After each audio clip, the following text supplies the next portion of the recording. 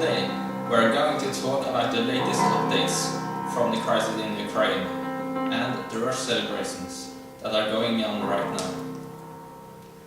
And first, over to the foreign news department, because the tension is currently rising in the Ukrainian crisis. After many weeks of protests by the Russian-speaking population in east of Ukraine, pro-Russian activists who are occupying several government buildings have now declared their independence from Ukraine with the state of Donetsk People's Republic. The state of Donetsk has not yet been recognized as a country, or, as the New York Times has written, an imaginary new nation that nobody, not even Russia, recognizes. The Ukrainian government is trying to stop each attempt of holding a referendum by the pro-Russian activists, and Ukrainian security forces have in the last days stormed several of the occupied buildings to gain control in the states. Other countries have already told Russia that if they support a referendum held by the activists, they will launch a third round of sanctions against them. The Ukrainian government is afraid that the referendum can destabilize the eastern parts of Ukraine even more, and that it can involve Russia, who, in Crimea, sent armed forces to protect the Russian-speaking population, as the government in Russia called it.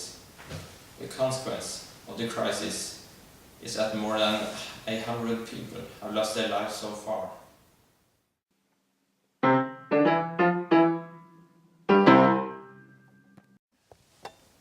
The Russ celebration, or russefeiring, has already started fully. For not so very long ago, Halden had a great party of all the rush in Norway, called landstreff in Norwegian. There are many opinions to this, some of them are we going to see soon.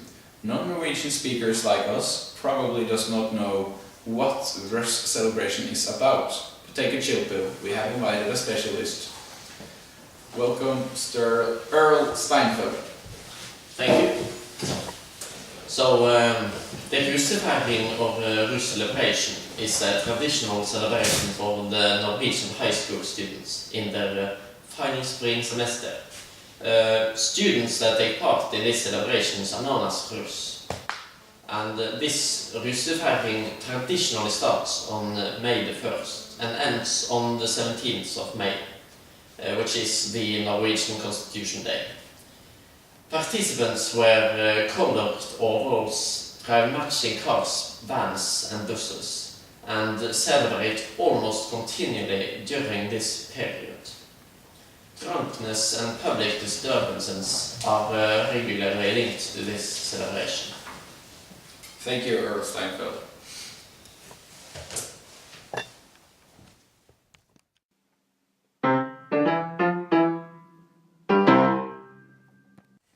To find out the Norwegian people's attitude to this celebration, we sent out a reporter to ask people.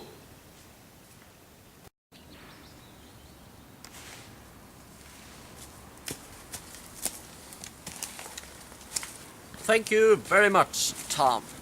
We are now right in the middle of the forest country Norway, with beautiful nature, absolutely. And we are here to try to find some genuine Norwegian people that can say their opinions about the Russ celebration. We haven't seen anyone yet, but there is a mess.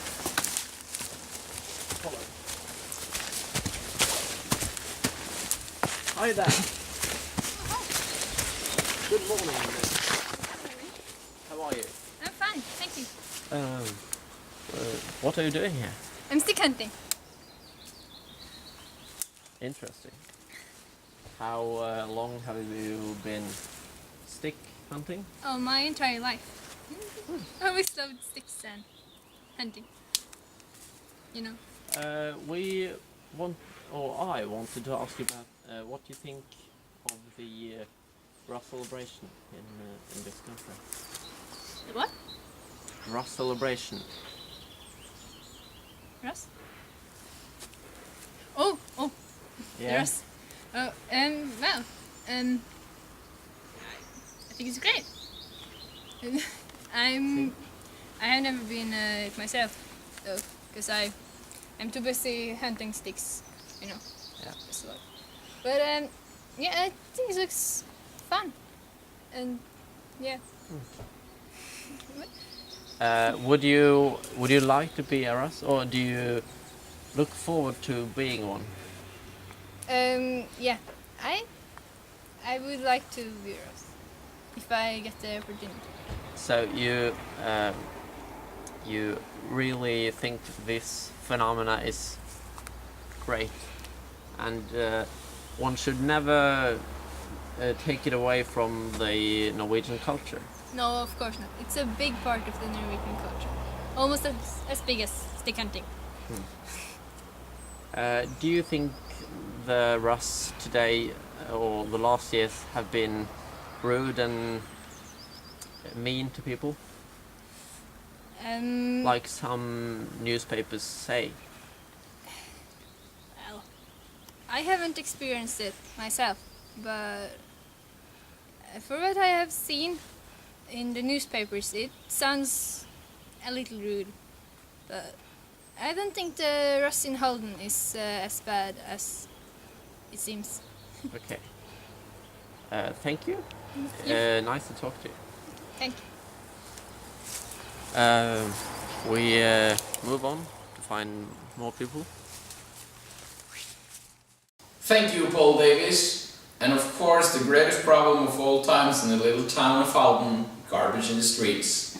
It is a known case in the Halden that the streets have to be cleaned before the big celebration of the 17th of May. Unfortunately, thinking of the condition in the streets are in right now, things does not look promising. We have sent our best and only reporter, Paul Davies, to take a look at the situation. Over to you, Paul.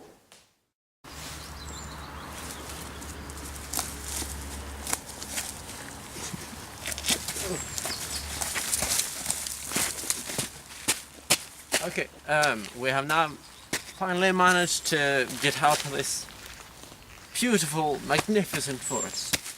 And there we have a mister. Excuse me, sir. We are hearing there is a lot of trash and garbage in the streets of this town. What do you think about this? Or have you seen anything? I think it's horrible. I've seen a lot of it. It's everywhere, literally. Have you ever done some of this yourself? No, I would never do something like that. I think it's a crime against nature, because I think it's our duty as humans to kind of clean up after ourselves. Yeah, because what can the consequences be if we let this garbage lay without picking it up? I think the consequences will be that after a while the plastic and the garbage itself will become very small fibers, and eventually plants will suck it up through the water, with the water, and animals eat the plants and we eat animals, so eventually we will actually eat our garbage ourselves. And I think that's horrible. Yeah. Do you think the leading powers of the country or the region could do more about this problem? Of course they could, but at the same time it's up to the people itself, not a government. Thank you very much. Hey, you're welcome. We move on.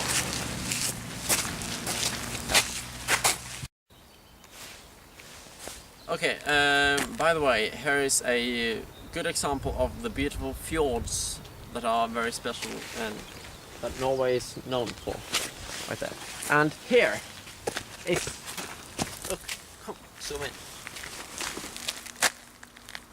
Proof.